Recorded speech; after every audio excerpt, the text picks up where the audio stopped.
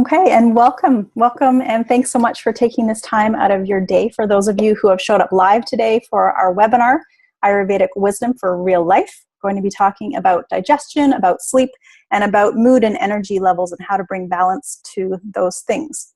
So have a pen and paper if you like to take notes, grab some water, and really give yourself this time to settle into this wisdom and this information. Even though we're talking and I'm going to be sharing a lot of information with you, there's also we're tapping into a lineage, an ancient lineage of the wisdom of the healing science of Ayurveda. And I truly believe that when we give ourselves the space and allow for the stillness to arrive within us, that the healing already begins to happen, that you within your own self are tapping into a lineage and to an understanding and a body of wisdom that is timeless. And that is truly about remembering who we are and about remembering how we can heal ourselves. And what I mean by that is coming back into alignment with who we truly are, back into alignment with our divine true nature. And this is Ayurveda. So welcome and thank you again for being here today. My name is Madhuri, and I would really love to start with just a short settling practice to allow us all to settle in and to quiet our minds before we start the call. So please find a place where your spine is tall but not rigid. Close your eyes.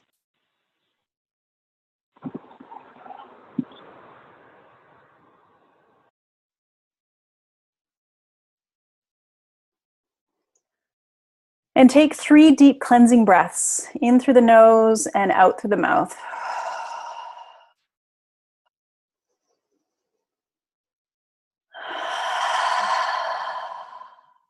Three breaths.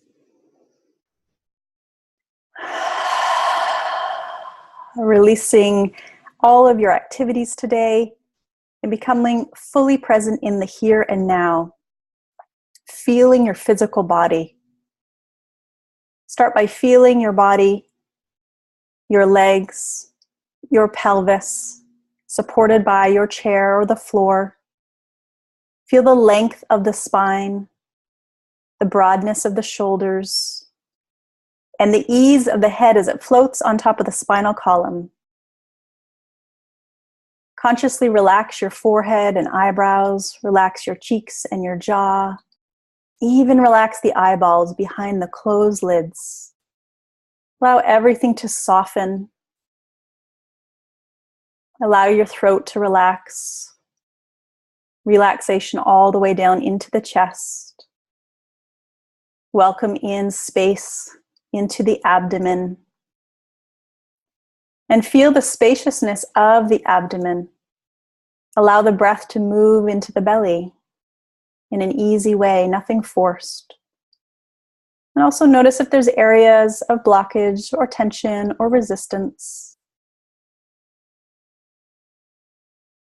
And then direct your breath into that area or those areas where you feel you need a little bit more space today. Perhaps it's in your heart. Perhaps it's in the mind. Just direct your prana, direct your intention and focus into an area that could use a little bit more support.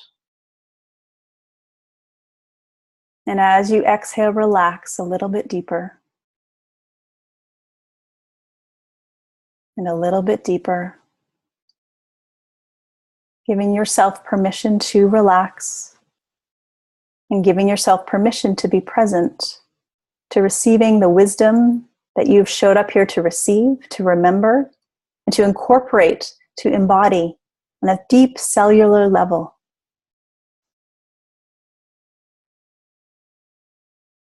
And all healing begins with the heart. We cannot heal from the intellect, from logic. So softening into the place of heart, of forgiveness, of trust, of faith, of acceptance and surrender. And allowing nature and her wisdom to pour into you, into the heart, into the body.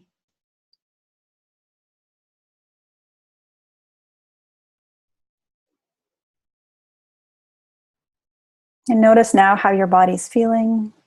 So after these few short moments of settling in, and then when you're ready, you can slowly open your eyes and coming back into the day. Okay, so that feels different, hey?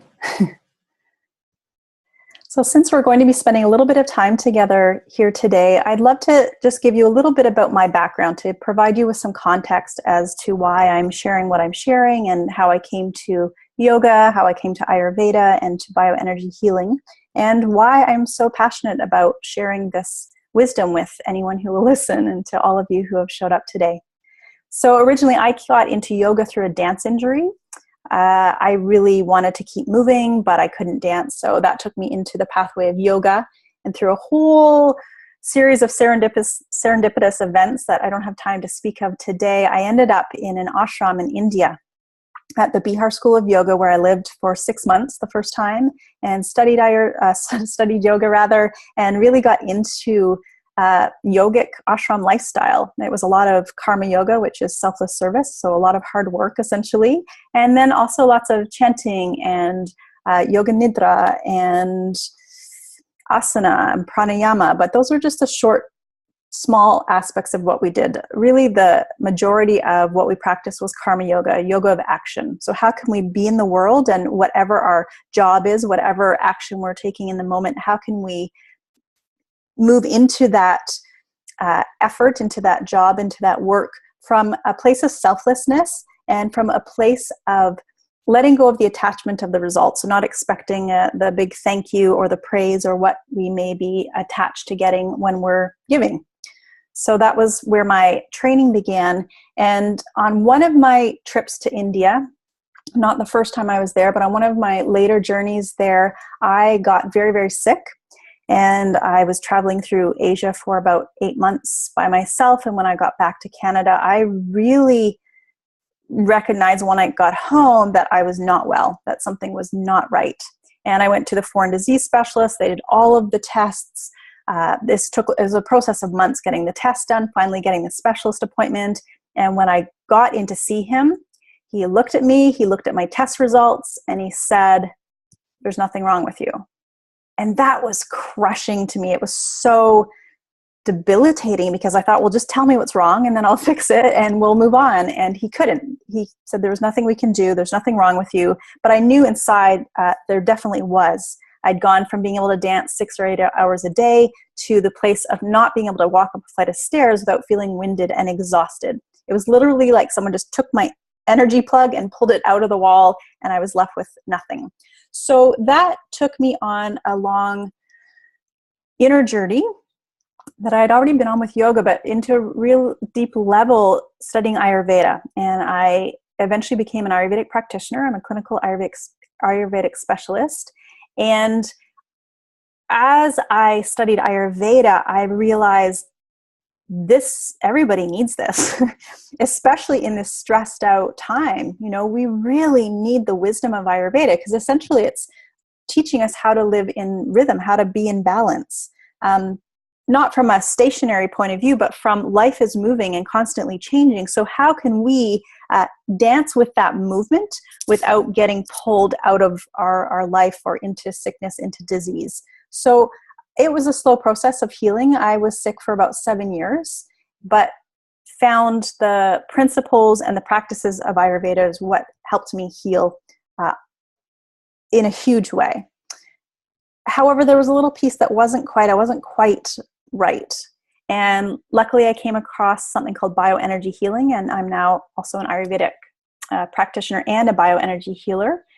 And through all of this, I've created a Ayurvedic yoga teacher training because I'm super stoked about working with yoga teachers, being one myself and being a yoga teacher for over 16 years now. I've been through various phases in the yoga teaching, from getting burnt out to being totally inspired and everything in between. So I feel that the wisdom of Ayurveda can be for everybody, and specifically yoga teachers need to do this Ayurvedic study and training. It's essential, not just for personal self-care and sustenance, but so your students are getting the correct asana pranayama classes, because yoga isn't necessarily healthy if you're doing the wrong practices for your constitution or your dosha. We would call it an Ayurveda. So that's kind of my bent. That's where I'm really excited to share my wisdom and knowledge. And today, I'm going to be sharing things with you. So I'm hoping that you'll get great value and benefit from our time together. Obviously, we just have a short time, so there's going to be a lot that I won't be able to speak of, but I'll tell you also closer to the end how you can work with me further if you'd like, and also to study Ayurveda in more depth as well if this is something that appeals to you. So what are you going to get out of today's call? Well, you're going to get some Ayurvedic tools for sleep, how to fall asleep and stay asleep, which I think we can all use. Even if you feel you're a good sleeper, how can you even deepen that sleep and provide sleep so that when you wake up, you're feeling energized, not tired, not exhausted. But that's when we know we're actually getting good sleep, not just by the quantity, but the quality as well. I'm also going to be sharing why digestive issues, any kind of digestive issues, even mild ones like gas or bloating or acid reflux, that these are really key things to focus on. And we have to start by looking at digestion. And I'll tell you more about that as we get into that topic and what Ayurveda says about digestion and even those initial simple issues that show up, how we need to pay a lot of attention to that. That's the first sign that there's problems on their way. And then also Ayurvedic secrets for increasing energy and for balancing your moods. So everything is energy, and how we navigate our day and our life is going to either leave us with more energy or deplete us of energy. So it's building up, we call it ojas in Ayurveda, this sense of vigor, of immunity, of sustenance that is the container for everything else, for the prana, for the energy, and everything that is going to sustain the work that we have to do in the world, or our dharma. So yeah, let's start with digestion. And we'll start there because Ayurveda looks to digestion as saying, the first place that dis-ease is going to show up in the body, in the physical body, is in the digestive tract. So even before that, the dis-ease will show up in the mental body, in manas. And then even before that, Ayurveda says that the primordial cause, so the root cause of all disease, is forgetting our true nature as spirit. So when we disconnect, when our stress, when our fear, when our anxiety all become greater than our remembrance of who we are, how we are divine, how we are safe and protected, when life happens essentially, and we buy into the story, the drama, the stress, then we start to disconnect. Then we begin to create tension in the body. And science is proving this all over the place now, that stress is going to decrease our immunity. It's going to increase things like heart disease, obesity, insomnia, you name it. Stress is going to be at the cause there. So digestion, and when I talk about digestion, I'm talking about things that you notice like gas, bloating, belching, acid reflux. This may even lead into issues with elimination like constipation, loose stool.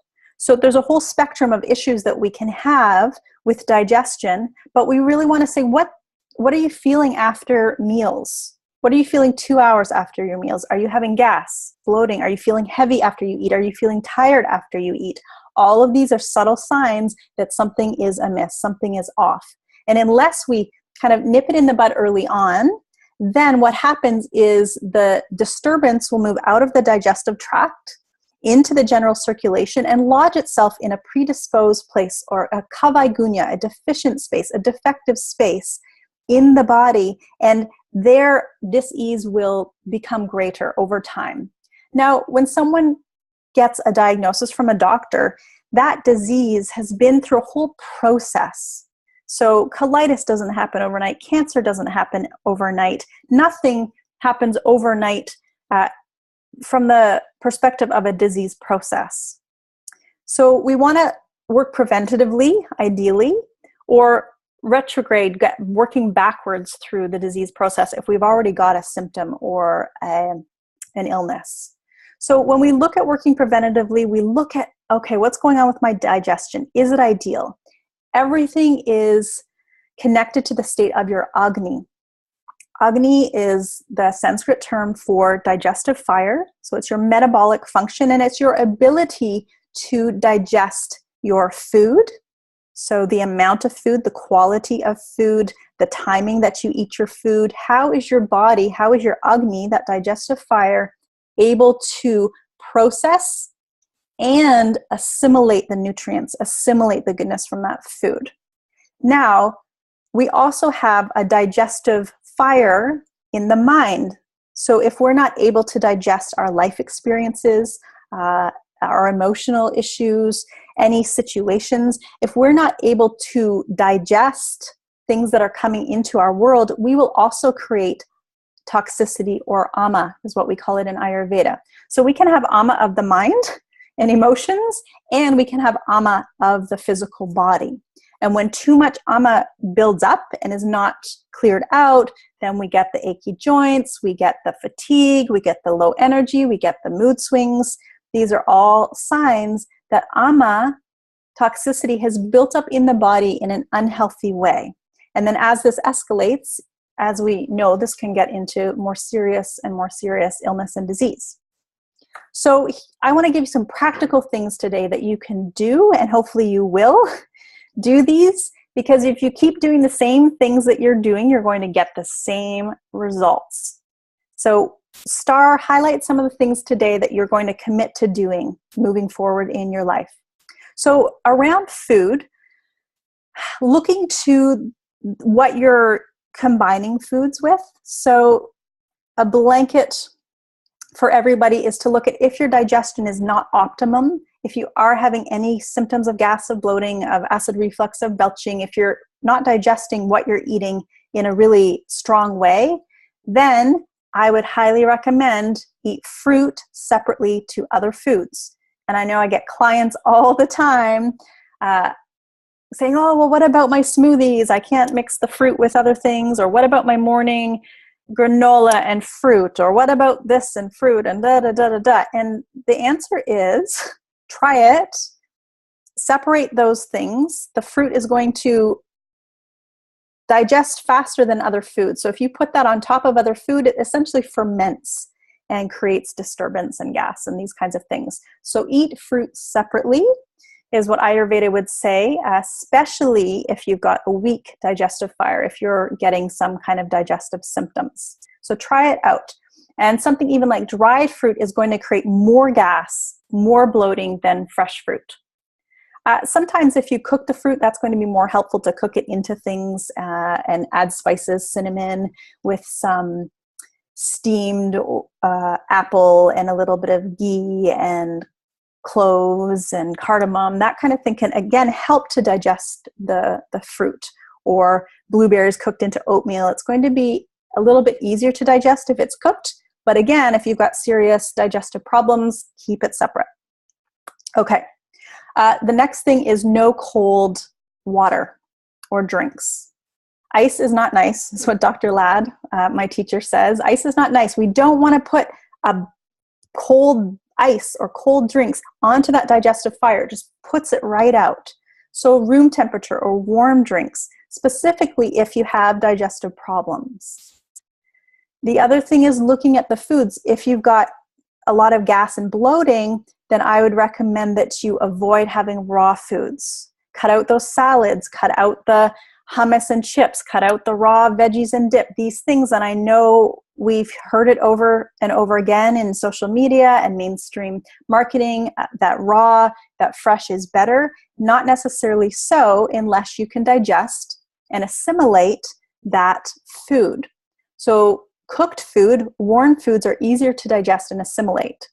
So again, if you've got any little bit of trouble, especially in colder months, in cold seasons, then you need to be paying attention to the foods, not just what you're eating, but the temperature. And you can also use spices to enkindle that digestive fire, to stoke that fire a little bit more. So any of the spices, that might be as simple as some pepper on your meal. That could be as simple as adding some cinnamon, a little bit of cayenne pepper, Most of the herbs and spices you have in your kitchen, or spices rather, are going to have a heating effect. Ginger, garlic, all of these are heating, which again is good for the digestive fire if it's too weak or too low. So that will help to stoke things so that when you're putting food in, you've got a large enough digestive fire to consume what you are putting into the body. And then the last thing around digestion that I'll share with you, and this is, I would say, almost as important as what you're eating, is how.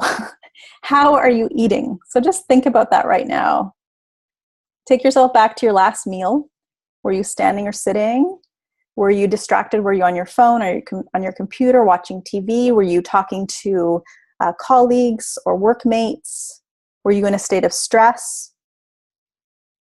So how were you eating? What was the environment like? Were you mindful of the process of consumption, of eating, of chewing, of tasting, of all the five senses taking in the food? This has a huge impact on how we're able to digest. So slowing down, chewing your food.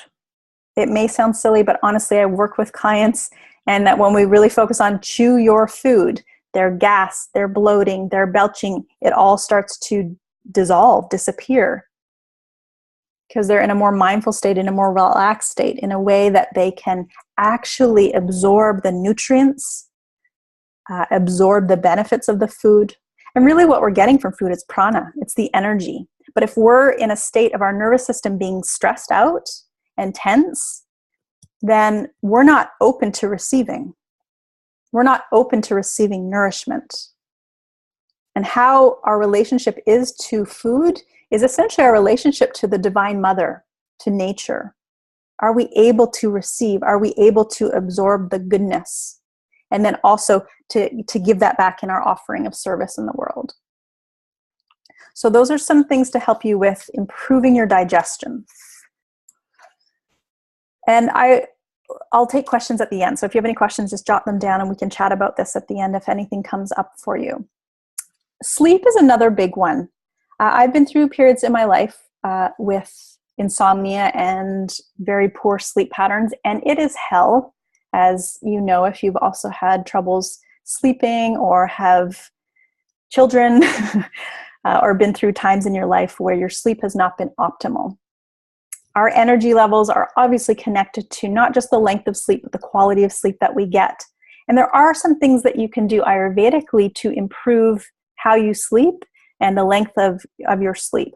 Oftentimes those with Vata dosha, this is the air and ether constitution in Ayurveda, will have more difficult time sleeping because their nervous system is a little more fragile, a little more delicate. So even if you're not Vata in constitution but are going through a stressful period, or there's a lot of change or travel, this can disturb your rhythm and increase the Vata, increase the movement, the air and ether. So when we're talking about sleep, we have to think of it as our day begins the night before. So how you woke up this morning had a large impact by how you went to bed last night, right? So if you stay up late all night eating pizza, drinking beer, eating ice cream, I'm sure all of you are doing that most nights. Just kidding. If that's how you're going to bed, well, you're probably going to wake up feeling pretty crummy. And then the next day is going to be pretty difficult. And then that creates that cycle of exhaustion, of grumpiness, of fatigue, of lashing out at your kids, at whatever that cycle escalates into. So our day begins the night before. It's essential of how we enter sleep, how we enter into that dream state is really crucial. So I would recommend that at least an hour before you plan to be in bed going to sleep, that you get off of any screens, computers, iPads, phones, anything, TV, anything that is going to have that energy that is disturbing to the nervous system. And I know it's hard to get disconnected, but use that hour before sleep to journal, to let go of anything that's built up in your day. Journaling can be a wonderful way to release, just getting out what's in your head. It doesn't even have to make sense, just writing out, stream of consciousness. Listen to some beautiful music. Do a yoga nidra practice, a deep relaxation practice. This is available in the shop on my website if you're interested in having that tool, that recording to help you. Oil your feet at night.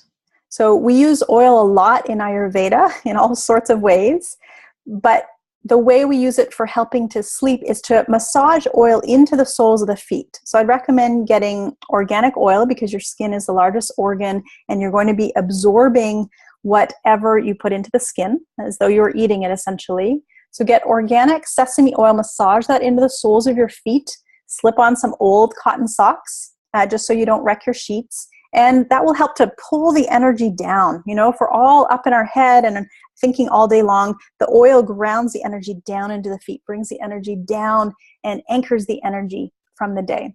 So oiling the soles of the feet, you could even add some lavender essential oil into that base oil of the sesame and massage that into the soles of the feet. If you feel that you're someone that has a lot of heat in the body, maybe you're going through menopause or just tend to being super hot, then I would recommend using coconut oil. Coconut oil is more cooling in effect. Sesame oil is heavier and more heating, but also more grounding. So if you're a Vata type or cold, light, worried, stressed out, then the sesame oil can be really good. So use your intuition and follow what feels good for you.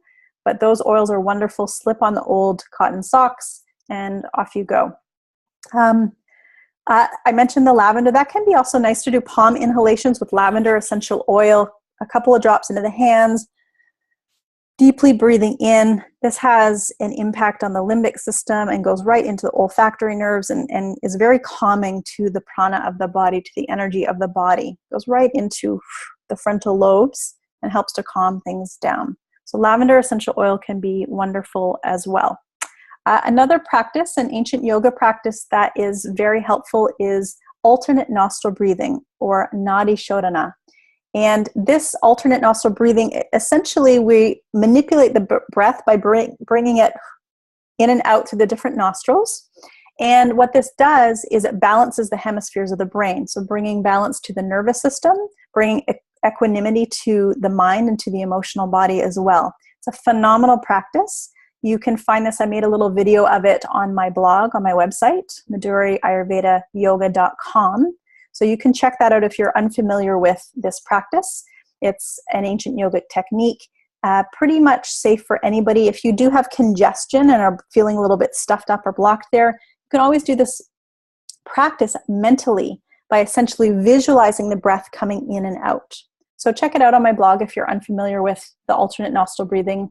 And if you are familiar with it, then I would recommend practicing it. And honestly, that's the real key to Ayurveda is the application of the tools. You're an intelligent person. You may even be hearing this information not for the first time of like, oh, I've heard this before. That may be true, but what are you actually doing?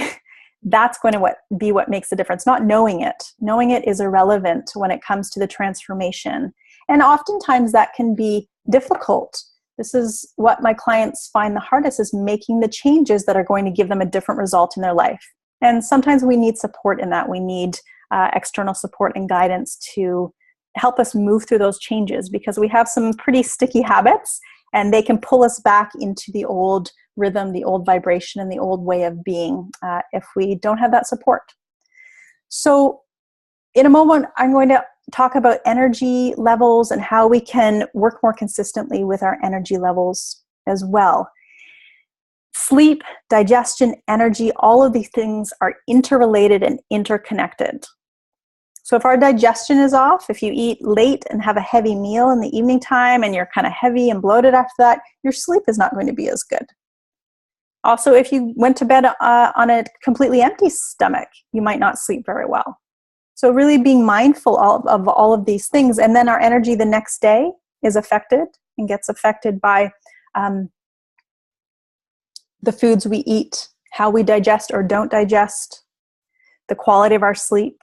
So it's all interrelated. We can't really compartmentalize. We are, and for the sake of this talk, but it's very difficult to separate and compartmentalize these things in a way that, oh, it's just my digestion, oh, it's just my sleep, oh, it's just my energy.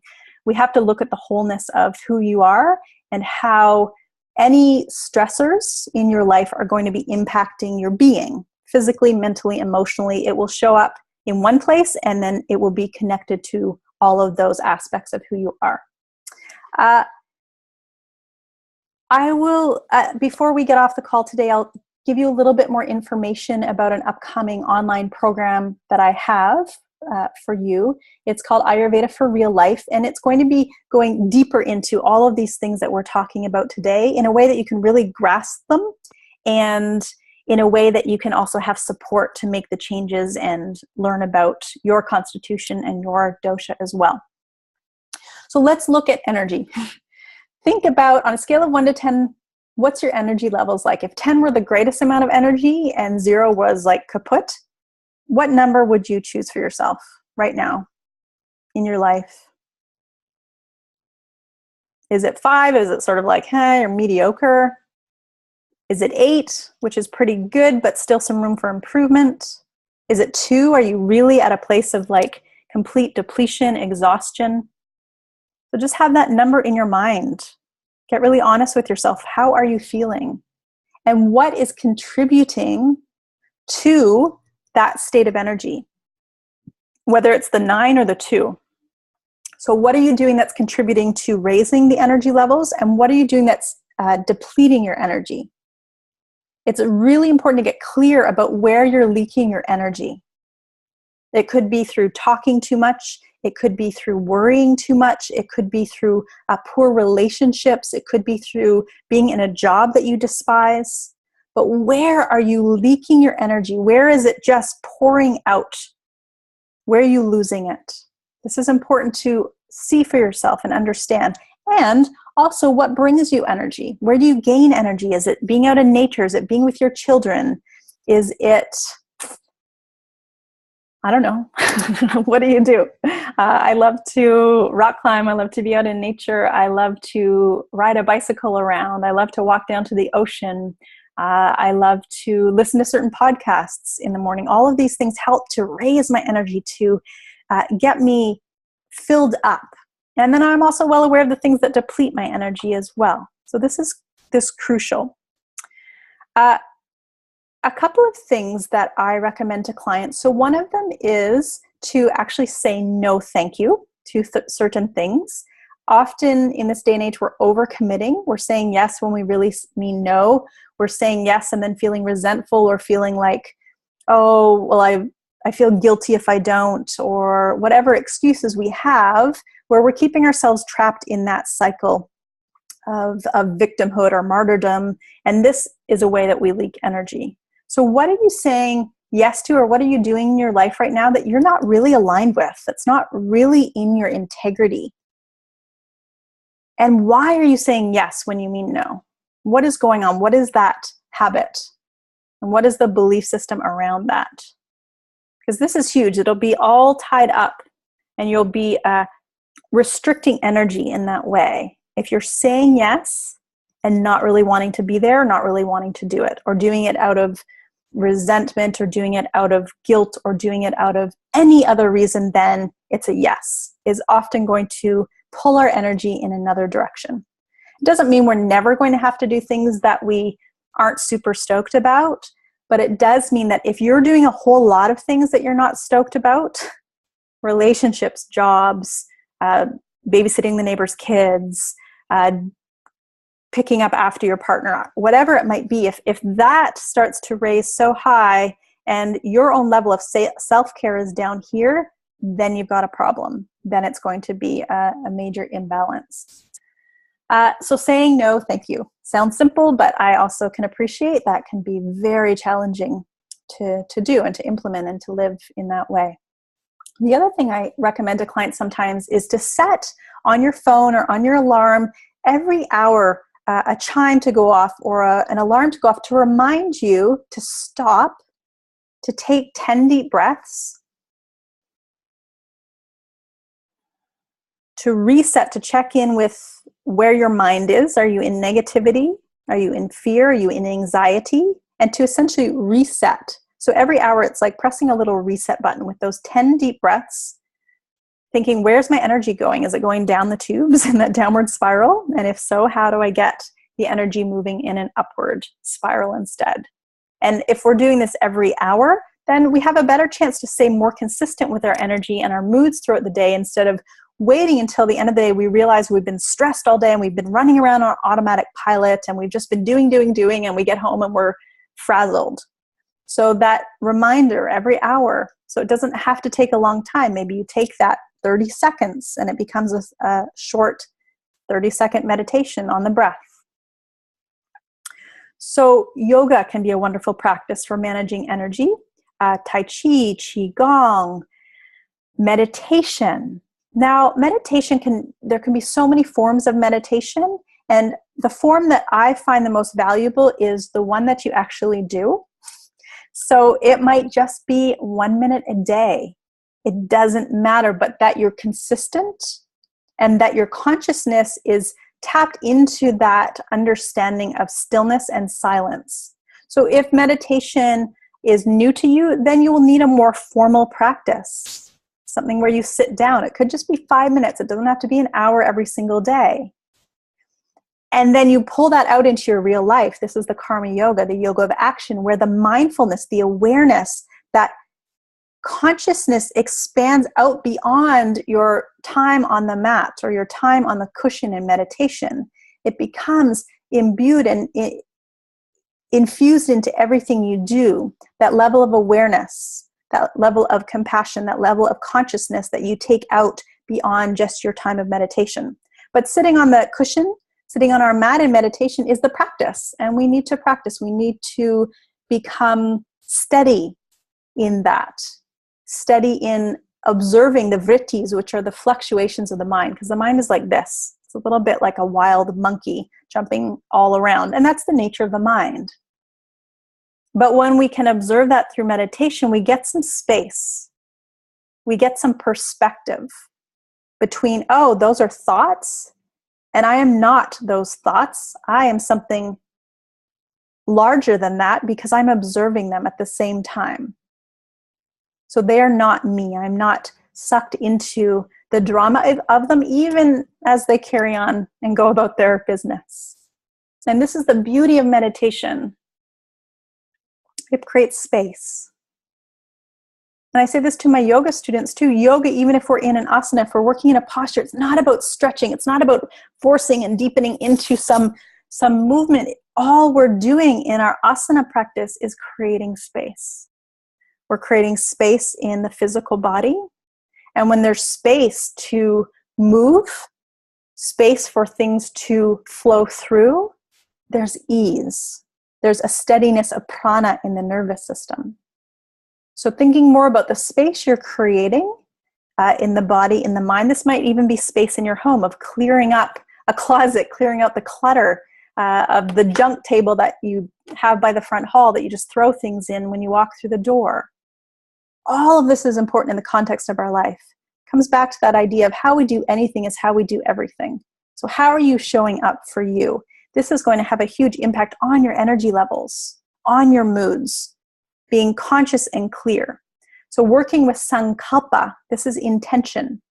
When we're living intentionally, then we have a greater opportunity to feel and to live the way that we want. No one is intending to have a crappy day. We're not in our mind thinking, I'm going to have a really crappy day. Not when we're consciously intending. But the subconscious might be saying that. It might be going on back here and running the show. So sankalpa, or finding your resolution, your intention, and working with that consistently, daily, hourly, using it as a mantra. So you think in your head, what is the mantra you're repeating yourself all day long? Is your mantra, I'm stressed out, I have too much to do? Is that the thought all day long? I'm stressed out, I have too much to do? Or is your mantra something that is more life-giving, more uplifting for you? So getting really clear about this. And in yoga, we call this swadhyaya. This is the self-study, that inner inquiry of seeing where we're at. Are we moving in that downward spiral or in that upward spiral? And this is what yoga and Ayurveda provide for us, are the tools for managing life, for managing our physical body, our mental body, our emotional body, our energy body, so that we can exist in greater levels of vitality, of happiness, of joy, so that we can be of service, so that we really truly can show up for others without depleting ourselves. Because our cup is so full, we know how to take care of ourselves. And it's a daily practice. It's that dinacharya. So these are my tips for you for today. The tips on digestion that we spoke about, regarding your sleep, regarding your energy and moods. And some of these things are very, very powerful, again, if you apply them and implement them. And I encourage you to highlight a couple of things that we've spoken about and do them. And you will start to see the results. But be consistent, do them daily, and that's what you're going to make the changes with. And if this, of course, Ayurveda is such an in-depth science. It's over 5,000 years old. There's vast amounts of knowledge and wisdom, and we could sit here on this webinar for years and still not cover it all.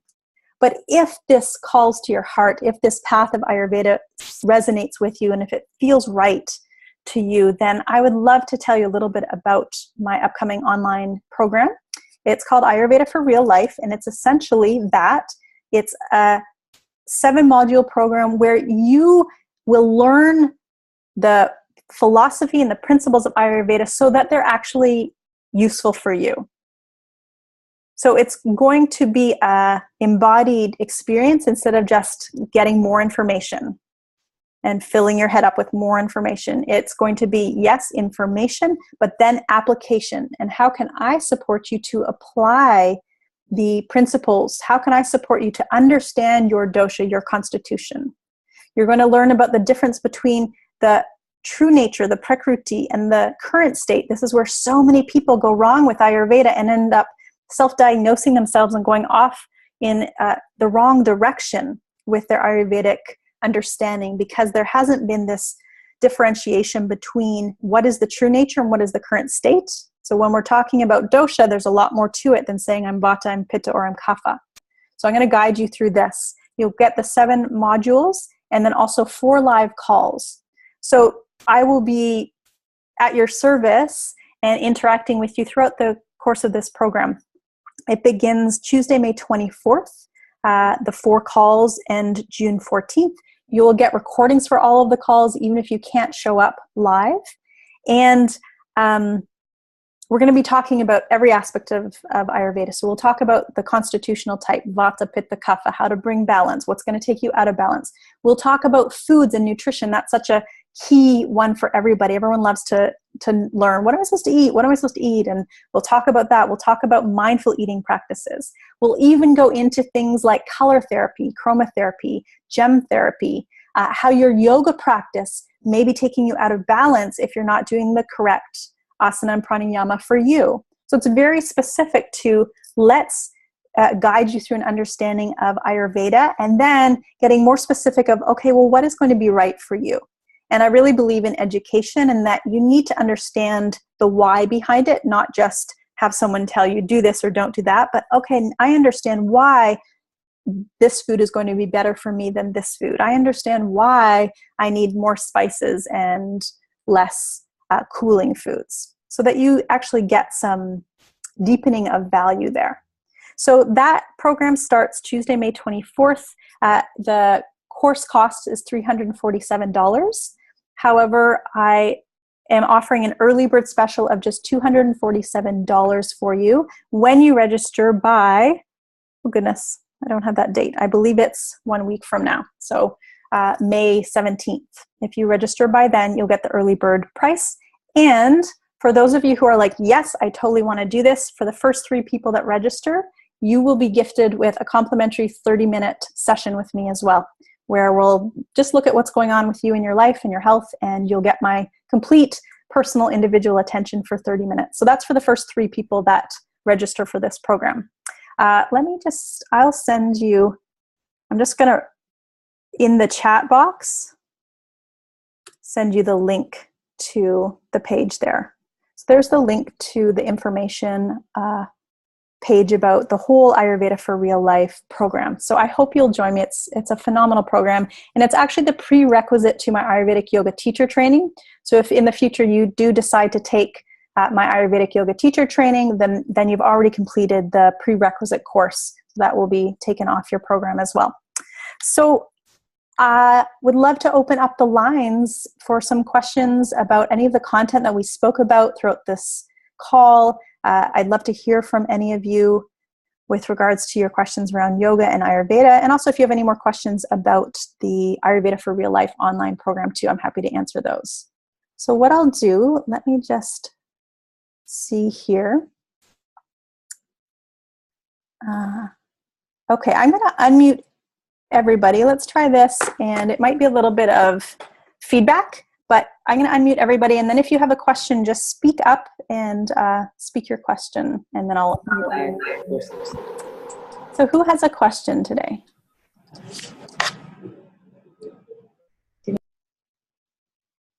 Anybody? I have a question. Who's that? Hi, I'm Molly. Hi, Molly. All right, I'm just going to mute everyone, and then I'm going to unmute you, Molly, so we can talk. 1 second.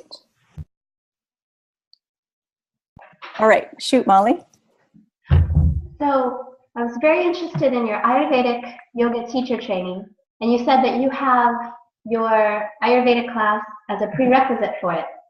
Now, if you're already a yoga teacher and an Ayurvedic practitioner with Nama, do you still need to have that prerequisite? Is there something like a deeper level that we're going to know first? That's a great question. Are you an Ayurvedic practitioner, Molly? Yes. What I would say to that is if it's something that you're interested in, to contact me separately, sort of a unique case that we might be able to talk about. What is really good about, I've had this in my teacher trainings, the online program of everybody doing that is we all come into the teacher training at the same, we've all heard the same information. So even people that have studied Ayurveda in different ways, it's like, okay, we have a common language from this sort of perspective that it's been in. But I would say to you, Molly, because it's such a kind of unique case, just to email me. You can email me at madhuriayurvedayoga@gmail.com and just tell me a little bit more about yourself, and we can figure that out and see if that's a good fit. Mm-hmm. Yeah. Does that answer your question? Yeah. And also, can you tell us a little bit more, how would it differentiate between, I know some traditional yoga teacher trainings, they don't really get into the entire Ashtanga or Samkhya philosophy or anything like that. So is that what makes it different, or is it just balancing different classes for different Prakriti, Vikruti paradigms? Yeah, so what makes this program quite unique is it's under the guise of an Ayurvedic yoga teacher training program, but what it really is a inner development program. So we're talking about Ayurveda and yoga, of course, and yes, absolutely preparing classes and working one-on-one with clients, looking at Prakriti and Vikruti, looking at the seasons, looking at the time of year, looking at all of these things. But what this program is really providing is it's sort of covertly snuck in there, and then also very overt too in my training, is the self-mastery piece of the program, that it's looking at how can you up-level from wherever you are in your teaching or in your Ayurvedic practice, wherever you are in your life, taking you to the next level of expression, of creativity, of amplifying, so that your gifts and the way that you connect and communicate with your students is even of higher and greater service. So that's really my plan with the program, is to create the best teachers from their own, level of evolution and expansion of consciousness that they can receive. That's really my heart's intention with it. So we use Ayurveda kind of as the tool that we speak about and through yoga, but it's really about teaching the teacher and creating a space for the teacher to be the most amazing version of themselves that they can be. Does that help? Yeah, thank you. Thank you so much. That sounds beautiful. Yeah. Thanks so much for asking that question, Molly. That's great. Okay, anybody else? And I believe you can just unmute yourself if you have a question. Let's see if that works. Can you hear me? Yes. Hi, who's that? It's Julie. Hey, Julie. I just went online to sign up and it's telling me it's $347. Is there a coupon code or something I need to use to get the deal? Thank you. Yes. If you go on to that link, the coupon code is REALLIFE, REALLIFE, Real Life. And I believe it's capital R, lowercase EAL, and then capital L for life. Thank you for that. I forgot to mention that. So Real Life is the coupon code for the early bird so that you can get the program for $247, not $347. Yeah, great question. Thank you. Thank you, Julie. It worked. Yay! Was it with the capital R and capital L? No, just capital R. Okay, great. And Thanks. all one word. All one word, correct. Yeah. Okay. Great. Any other questions? I'd love to hear from some of you what struggles you have with implementation, because I know some of this information you've heard before, maybe even tried for a little while, but where do you struggle with making the shifts or making the changes in your life? That to me is the most compelling sort of aspect of this work and of understanding Ayurveda and how it either supports or doesn't. Maduri, it's Julie. Hey. For me, it's more about just being reminded and then picking one or two things that I know I can implement now after having already implemented some things along the way. Yeah. Yeah, that reminder and support is really crucial, I think. Yeah. Because otherwise it's so easy, especially if we're not in a community or surrounded by like family or friends that are necessarily on the same path or in that way inclined.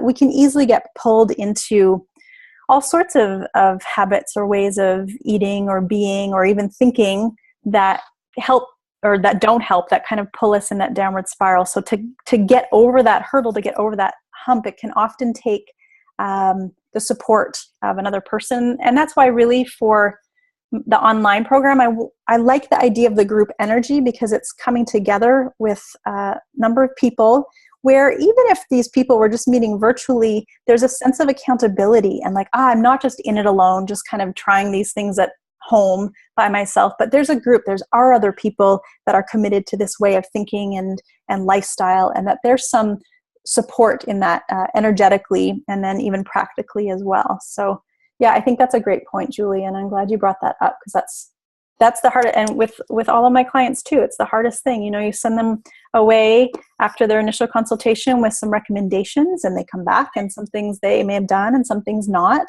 And there's no judgment in it. It's just like, gosh, what is it as humans, like what prevents us from doing the things that we know are going to help us feel better?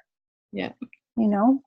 So. But sometimes you can't implement everything all at once, even though you want to. So it's like picking a couple things that you can incorporate and then going back to it and go, okay, what do I have time to do now? Or absolutely. And I think that's essential that people don't try and do it all at once. Otherwise it'll be like too much of a left turn in our life. And then there'll be a kickback at some point, whether it's a few weeks down the road. And then we just end up throwing in the towel. We're like, forget it. Ayurveda doesn't work, or Maduri doesn't know what she's talking about, or this sucks. It's like layering it and weaving it in. So that's why I said to all of you from today's class, choose one or two things. Maybe it's like, I'm going to stop drinking cold drinks out of the fridge, or I'm going to turn off my computer an hour before bed, and, really work with those things. And those little adjustments have a large impact in how we are. And then when you're ready, when that feels natural and easy, when those habits have become just kind of like, that's as easy as waking up and scraping my tongue in the morning, then it's time, okay, we can lace in another tool. Yeah, exactly. Yeah. Thank you. Anyone else, questions or comments?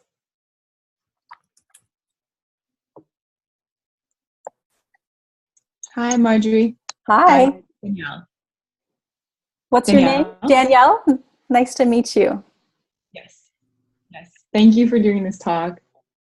You're so welcome.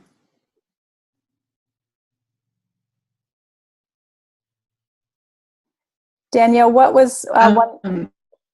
Yes, you're breaking up a little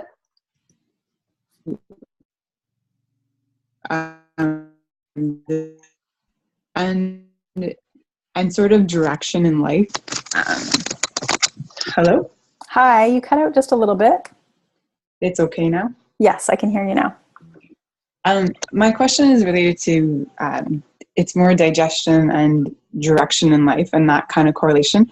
I've always been more on the constipated side, and that's been, I guess, a bit of a struggle. And there's tools I know of, and I do apply them.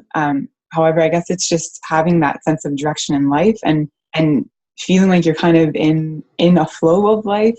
And when you feel like you're stuck, what to do in sort of the interim of having that realization versus trying to make things work, if that makes any sense. Like, it's this correlation between your sense of purpose and direction, and then how that affects digestion so profoundly. And I guess I'm wondering, in terms of Ayurveda, like, what would be an approach to that? Because there's an awareness of tools and how to incorporate that into your diet and into your daily routine. But then when it comes to that sense of sort of purpose and direction, when you know all that, what then do you do? Right. So what I'm hearing is, the question is, okay, I feel like that my feeling stuck in life is correlated and has some connection to constipation. Yeah. I would agree. Yeah, there's going to be a correlation there, and that's awesome. Just that awareness of that connection is huge, first of all. So that's wonderful. As far as, the doing, I mean, I have more questions for you, and if you want to answer them now, great. And if not, that's okay too. But my question would be, do you have a sense of what is keeping you stuck? Is it a form of self-sabotage? Is it procrastination? Is it fear? Where is the stuckness within you? Like, what is showing up for you when you feel stuck? I feel like it'd probably be a little bit of fear and self-sabotage. Okay. Mm-hmm. So sometimes it's as simple as doing something to shift that energy. Like, I just keep hearing for you, like, dance. Like, you need to dance. You need to just move, whether that's just moving around in your living room every day. But unpacking that stuckness. And it's not probably something as simple as that I can just say to you in this moment to, like, oh, just do this. Because it's going to be a complex web of, we're complex individuals, and why we self-sabotage and where the fear comes up, there's a good reason for it. So I think, first of all, it's honoring the fear and the self-sabotage, not pushing against it. So it's not like, oh, that's bad and wrong, but really welcoming that in of, like, okay, this has been so supportive for me in my life. Thank God I've had this fear. Thank God I've had this self-sabotage to keep me in a place where I have been safe. So first of all, I think that's the first step, is just really embracing the resistance in whatever form it comes up. So we come in through the doorway of love, not through, I'm not getting it right, or I'm doing something wrong, or why can't I just get over this mentality. Because I often will come in through that doorway instead of, like, oh, thank you, fear. Thank you, anxiety, for your intelligence. And then when we actually can come into that meeting place of, like, loving ourself, however we're showing up, then the transformation can begin. And through that, I mean, we would need to talk more about specifics for you, and I'm happy to do that in consultation for you if it's something you want to delve into. But I love your question and your level of inquiry. And then doing all the good things, for your food, making sure that you're having warm foods, not, ice cold drinks and cold foods. Triphala is a wonderful Ayurvedic herbal formula that can help to keep things moving on a physical level. But even if you do all the right things physically, like getting enough good oils in your diet, getting enough fiber in your diet, that piece of letting go or of the stuckness, until that's dealt with on the mental, emotional levels, then doing all the right things sort of Ayurvedically isn't necessarily going to help. But that's what I love about Ayurveda. It's like we don't just look to the physical, we look at the mental, emotional, energetic components of our whole life. And that's what I find most interesting, exciting, and where my clients get the most profound transformation is digging deep into what's going on for me, and how is this showing up in my body, and how is my body simply a communicator for my soul and my spirit, knowing something's out of balance here, something's out of whack a little bit. Yeah. Is that helpful? Yes, thank you. And I can email you and connect with you. Yeah, feel free to send me an email at madhuriayurvedayoga@gmail.com.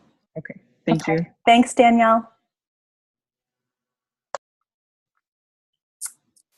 Any other questions? There's some beautiful comments here. Thank you for this wonderful webinar.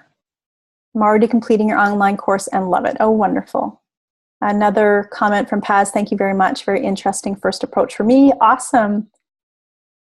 Mary Elizabeth, she says, my connection was cutting out. Is it possible to get a copy of this recording? Yes, if you registered for the recording, which you probably did because you got here, then I will send out a copy of this recording as soon as I can to you, so you can listen to it in full. And then Molly says she's taking copious notes on the presentation.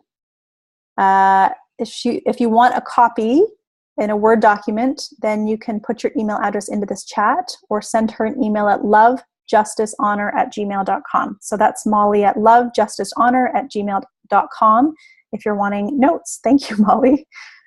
Thank you very much. Okay, well, if there's no further questions, if there are, now's the time to unmute yourself and speak up.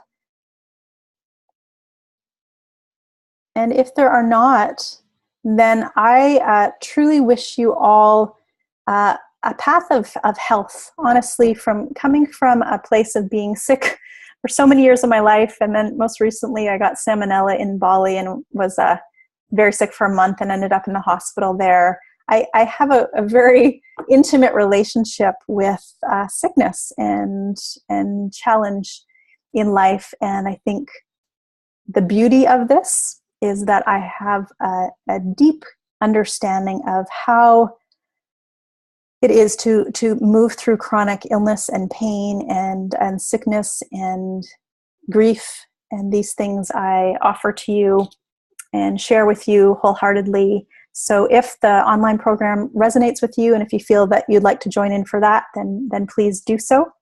And otherwise, please stay in touch. I'd love to hear your comments, and I would love to stay connected with you. So thank you ever so much for showing up, for your presence, and I wish you a healthy and happy time. Much love. Take care. Bye, everybody.